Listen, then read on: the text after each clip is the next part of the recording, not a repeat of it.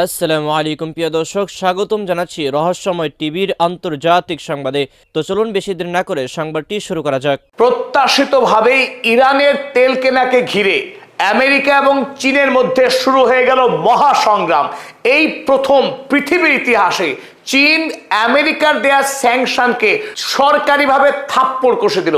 Donald ট্রাম্পের দেওয়া স্যাংশনকে she Jinping এর চীন সরকারিভাবে নস্যাৎ করার নির্দেশ দিল।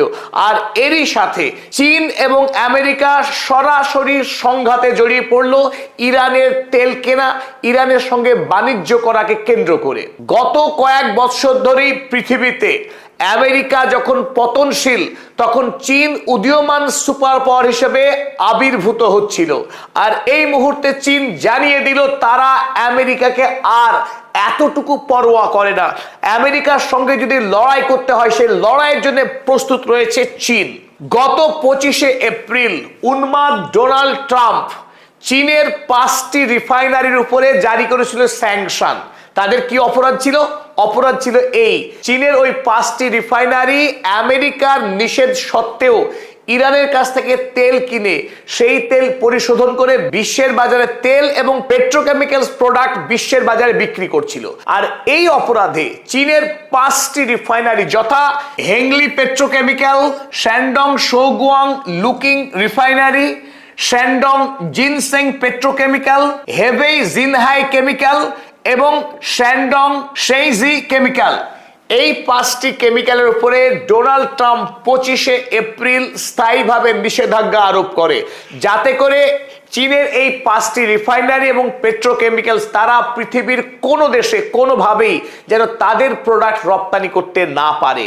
আর এতে রীতিমতো চাপে পড়ে যায় শি জিনপিং, কারণ 5টি গুরুত্বপূর্ণ রিফাইনারি চীনের, যারা এতদিন শি জিনপিং এর ইশারাতেই ইরান থেকে তেল কিনে তারা তাদের ব্যবসা চালাচ্ছিল। ডোনাল্ড ট্রাম্পের এই নিষেধাজ্ঞার পর দিশাহারা হয়ে যায় এই 5টি রিফাইনারি। স্বাভাবিকভাবেই সরকারের কাছে তারা দৃষ্টি আকর্ষণ করে। আর এতে শি জিনপিং অতীতের পুরনো অবস্থান বদলে 90% অবস্থান বদলে সরাসরি আমেরিকার বিরুদ্ধে সংঘাতে যাওয়ার ঘোষণা করে দেয়। গতকাল অর্থাৎ 2রা এপ্রিল পৃথিবীর ইতিহাসে প্রথমবারের মতো আমেরিকার স্যাংশনের বিরুদ্ধে যুদ্ধ ঘোষণা করে দেয় চীনের রাষ্ট্রপতি শি জিনপিং।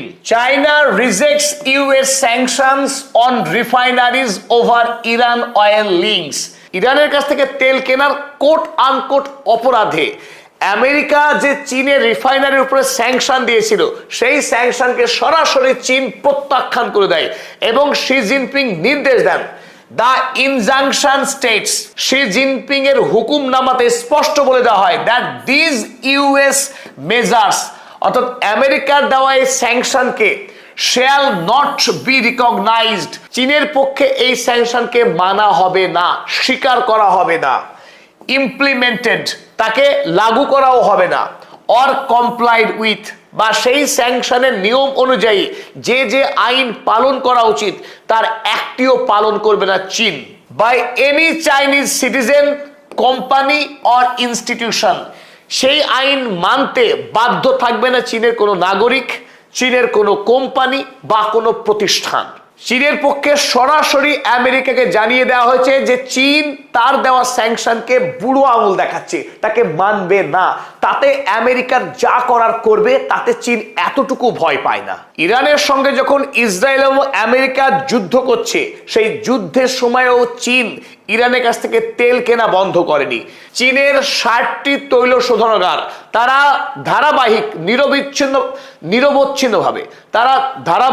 নিরবচ্ছিন্নভাবে ইরানের কাছ থেকে তেল কিনে আসছিল।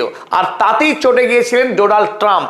তিনি কোনোভাবেই চাইছিলেন না যে এই সময় চীন ইরানের কাছ থেকে তেল কিনে ইরানের অর্থনৈতিক চাকাকে সচল রাখে। আমেরিকার একটাই লক্ষ্য, এই মুহূর্তে ইরানকে যে কোনোভাবে গলা টিপে হত্যা করা, অর্থনৈতিকভাবে তাকে খুন করা। কিন্তু চীনের সঙ্গে ইরানের 2021 সাল যখন ইরানের রাষ্ট্রপতি ছিল হাসান রুহানি, তার সঙ্গে চীনের চুক্তি হয়েছিল 25 বৎসরের। সেই চুক্তিতে বলা হয়েছিল 25 বৎসর ধরে চীন ইরানের কাছ থেকে $400 বিলিয়ন তেল কিনবে। অর্থাৎ যে কোনো পরিস্থিতির মধ্যেই আমেরিকা চাক আর না চাক, চীন ইরানের কাছ থেকে তেল কিনতে দায়বদ্ধ, কারণ তারা যে চুক্তি করেছে ইরানের সঙ্গে সেই চুক্তির খেলাপ করবে না শি জিনপিং কোনোভাবেই। আর সেই চুক্তির শর্ত মেনেই চীন ইরানের কাছ থেকে 2025 সালেও তেল কিনেছে বিপুল পরিমাণে। 2025 সালে ইরান বিদেশে যত তেল রপ্তানি করেছে তার মধ্যে 91% তেল রপ্তানি করেছে কেবলমাত্র চীনকেই, আর মাত্র 9% তেল বিক্রি হয়েছে পৃথিবীর অন্য দেশে। এখান থেকে বোঝা যায় যে চীন এবং ইরানের সঙ্গে সম্পর্ক কত গভীর, তাদের বন্ধুত্ব কত গাঢ়। এবং বাণিজ্যিক দিক থেকে চীন কখনো কথা খেলাপ করে না, তার চুক্তি মেনেই চীন ইরানের তেলের সবচাইতে বড় গ্রাহক। আর 2025 সালে চীন ইরানের কাছ থেকে 41.2 বিলিয়ন ইউএসডি মূল্যের তেল আমদানি করেছে। এখানে কিন্তু একটা মজার ব্যাপার লুকিয়ে রয়েছে। চীন প্রতিদিন ইরানের কাছ থেকে গড়ে প্রায় 13 থেকে 14 লক্ষ ব্যারেল করে তেল কেনে, অথচ ইরানের উপরে আমেরিকার পক্ষ থেকে রয়েছে অসংখ্য স্যাংশন চাপানো। স্বাভাবিকভাবে ইরান কোনোভাবেই বিশ্বের বাজারে তেল বিক্রি করতে পারার কথা না, অথচ তা সত্ত্বেও আমেরিকার সমস্ত স্যাংশনকে উপেক্ষা করে ইরান এতদিন ঘোস্ট ফ্লিটের মাধ্যমে প্রতিদিনে 13 থেকে 14 লক্ষ ব্যারেল করে তেল বিক্রি করেছে চীনকে। কিন্তু প্রশ্ন হলো, এই তেল ইরান কিভাবে বিক্রি করলো চীনের কাছে, যেখানে আমেরিকা গোটা পৃথিবীর সাগরকে জালের মতো ঘিরে ধরে রয়েছে। তৎসত্ত্বেও চীন তারাও ঠিক যথারীতি তেল কিনেছে এবং ইরান বিক্রি করছে। এই ক্ষেত্রে ইরানের কাছ থেকে তেল কিনতে চীন যে পদ্ধতি অবলম্বন করেছে তাকে নাম দেওয়া হয়েছে মালয়েশিয়ান ব্লেন্ড টেকনিক। এই মালয়েশিয়ান ব্লেন্ড টেকনিকটা কেমন, চলুন আমরা এবার দেখি। আমরা এখানে দেখছি ইরানের মানচিত্র। ইরানের খার্ক দ্বীপ থেকে মূলত অধিকাংশ তেল রপ্তানি করে থাকে ইরান। সেই খার্ক দ্বীপ থেকে তেল ঘোস্ট ফ্লিট, অর্থাৎ যে ফ্লিট আমেরিকা কোনোভাবেই ট্রেস করতে পারে না, সেই জাহাজে করে তেল নিয়ে চলে আসে ইরান। ঠিক মালয়েশিয়ার নিকটেই আর একটি স্ট্রেট আছে, এখন এই মুহূর্তে স্ট্রেট অফ হরমুজ নিয়ে যে বিতর্ক চলছে, অনুরূপভাবে মালয়েশিয়ার নিকটে একটি স্ট্রেট রয়েছে যার নাম স্ট্রেট অফ মালাক্কা। সেই স্ট্রেট অফ মালাক্কার মাধ্যমেই চীন অধিকাংশ বাণিজ্য করে থাকে। এই মালাক্কা স্ট্রেটে যখন ইরানি জাহাজ পৌঁছে যায় তখন ঠিক অপর দিকে পৌঁছে যায় চীনা জাহাজ। ইরানি এই জাহাজ থেকে সরাসরি তেল ট্রান্সফার করা হয় চীনা এই জাহাজে। আর তারপরে কৌশলগতভাবে আপনারা ম্যাপে দেখছেন এটি হচ্ছে মালয়েশিয়া দেশ। মালয়েশিয়াও অল্প বিস্তর তেল প্রতিদিন রপ্তানি করে থাকে বিশ্বের বাজারে। চীন কৌশল করে এই মালয়েশিয়ার কাছ থেকে 2% তেল ক্রয় করে। যেখানে ইরানের কাছ থেকে তেল কিনছে 98%, তখন মালয়েশিয়ার কাছ থেকে তেল কিনছে মাত্র 2%। মোট 100% হয়ে গেল। অর্থাৎ ইরানের তেলের সঙ্গে 2 ফোঁটা তেল মালয়েশিয়ার মিশিয়ে দেওয়া হলো, হয়ে গেল ব্লেন্ড। অর্থাৎ চীন পৃথিবীর বিভিন্ন দেশের কাছ থেকে একটু একটু করে তেল কিনে তারা মিশ্রণ করেছে।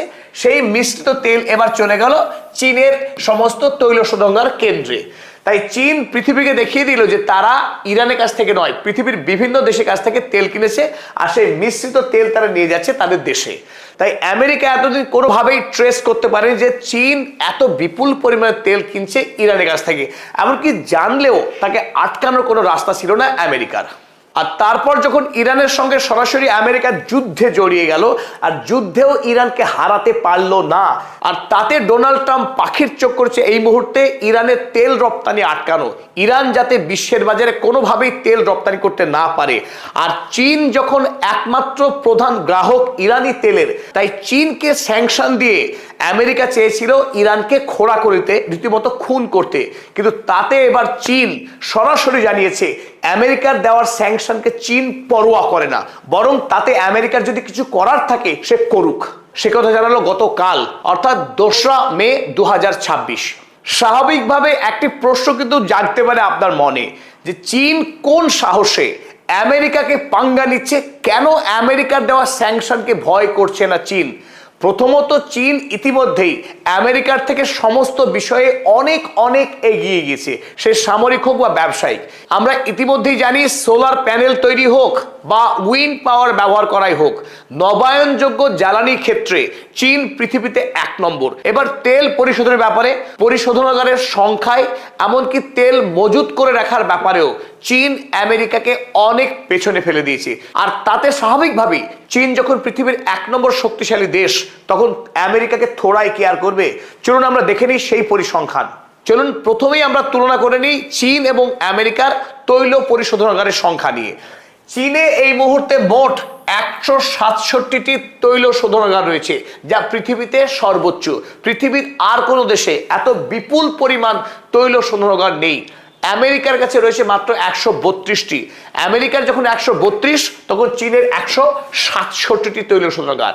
এখানে আরো একটি অভিযোগ করা হয় যে চীন হচ্ছে কট্টর কমিউনিস্ট কান্ট্রি, অর্থাৎ এখানে ব্যক্তিগত পুঁজির কোনো দাম নেই। রাষ্ট্র স্বৈরাচারী শক্তি দিয়ে সমস্ত জনগণের সম্পত্তিকে গ্রাস করে নেয়।